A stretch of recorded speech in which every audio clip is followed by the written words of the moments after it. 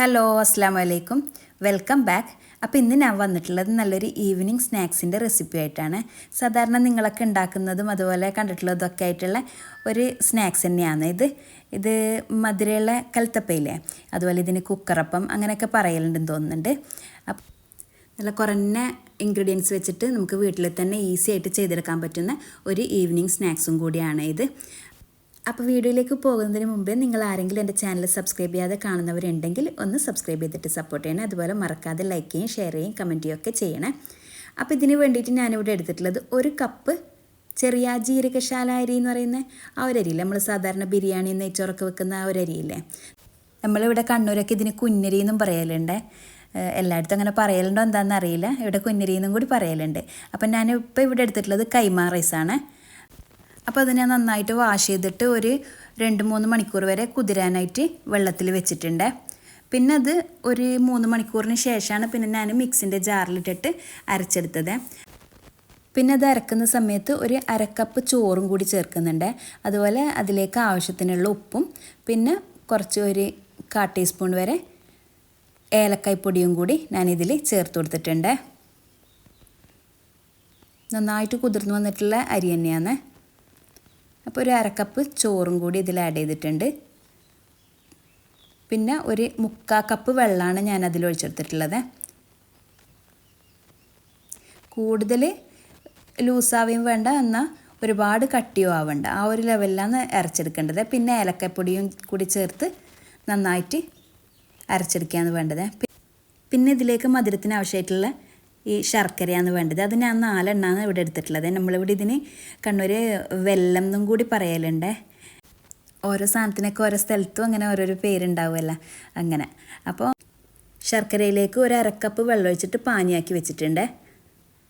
പിന്നെ ഈ അരിൻ്റെ മിക്സില്ലേ അരച്ചിട്ടുള്ള, അതിലേക്ക് ഈ ശർക്കരപ്പാനി നല്ല ചൂടോട് കൂടിയിട്ട് ഒഴിച്ചിട്ടൊന്ന് മിക്സ് ചെയ്ത് വെക്കുകയാണ് വേണ്ടത്.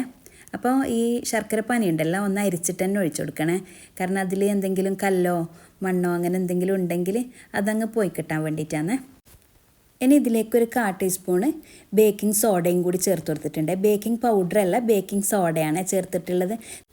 നമ്മൾ സാധാരണ അപ്പക്കാരെന്ന് പറയുന്ന സാധനമില്ലേ, അതാണ് ഞാൻ ചേർത്തിട്ടുള്ളത്. ഇനിയുണ്ടല്ലോ ഈ മിക്സ് അടുപ്പിൽ വെച്ചിട്ട് ഒരു 2-3 മിനിറ്റ് ചെറിയ തീയിൽ സിമ്മിലിട്ടിട്ട് പിന്നെ ഒന്ന് ഇളക്കി കൊടുത്തുകൊണ്ടിരിക്കണേ. കൈവെക്കാണ്ട് ഇങ്ങനെ ഇളക്കി കൊടുത്തു കഴിഞ്ഞാൽ അടിയിൽ പിടിക്കാതെ നല്ല ചുവട് കട്ടിയുള്ള പാത്രം തന്നെയാണ് ഞാൻ എടുത്തിട്ടുള്ളത്.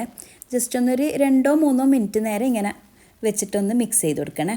ചെറിയ തീയിലാണ് വെച്ചത്. അത് കഴിഞ്ഞിട്ട് അത് അടച്ചിട്ട് ഒരു മണിക്കൂർ വരെ ഞാൻ റെസ്റ്റ് ചെയ്യാൻ വേണ്ടിയിട്ട് വെച്ചിട്ടുണ്ട്.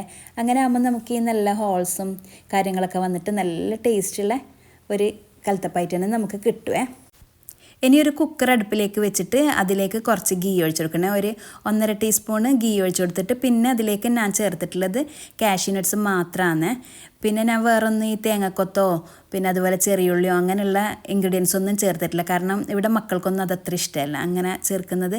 അപ്പോൾ ഞാൻ അതിൽ നിന്ന് കുറച്ച് അണ്ടിപ്പരിപ്പ് മാറ്റി വെച്ചിട്ടുണ്ട്. അത് ഏറ്റവും ടോപ്പിലായിട്ട് ഇട്ട് കൊടുക്കാൻ വേണ്ടിയിട്ട് ഈ സമയത്ത് തന്നെ ഇട്ട് കൊടുക്കും. അത് മുകളിലായിട്ട് അത് സൈഡിലും അങ്ങനെ അങ്ങോട്ടും ഇങ്ങോട്ടൊക്കെ ആയിട്ട് ഇട്ട് കൊടുക്കണേ.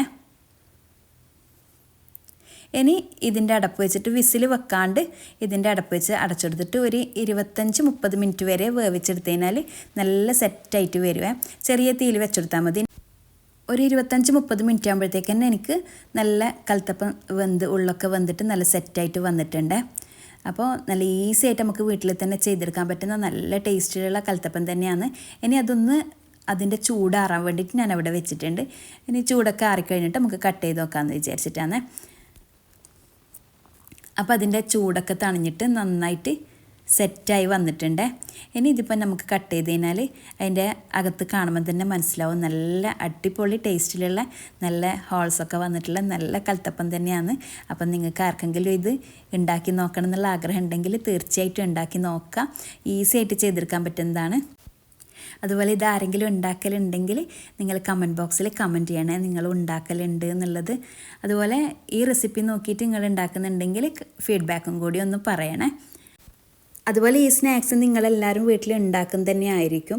പിന്നെ ഞാൻ എൻ്റെ ഒരു രീതി കാണിച്ചെന്നേ ഉള്ളൂ. അതുപോലെ വീഡിയോ എല്ലാവരും മുഴുവനായിട്ട് തന്നെ കണ്ടു നോക്കിയിട്ട് നിങ്ങളെ വിലയേറിയ അഭിപ്രായങ്ങളൊക്കെ കമൻ്റായിട്ട് രേഖപ്പെടുത്തുക. അപ്പോൾ ഇന്നത്തെ വീഡിയോ ഇത്രയേ ഉള്ളൂ. ഞാൻ ഒരിക്കൽ കൂടി പറയുന്നു, എൻ്റെ ചാനൽ നിങ്ങളെല്ലാവരും സബ്സ്ക്രൈബ് ചെയ്തിട്ട് സപ്പോർട്ട് ചെയ്യുക. വീഡിയോസ് ഇഷ്ടമാവുന്നുണ്ടെങ്കിൽ ലൈക്ക് ചെയ്യും, ഷെയർ ചെയ്യും, കമൻറ്റ് ചെയ്യും ഒക്കെ ചെയ്യുക. അപ്പോൾ നെക്സ്റ്റ് വീഡിയോ ആയിട്ട് വീണ്ടും വരാം. അതുവരേക്കും ഓക്കെ, ബായ്, അസ്സലാമു അലൈക്കും.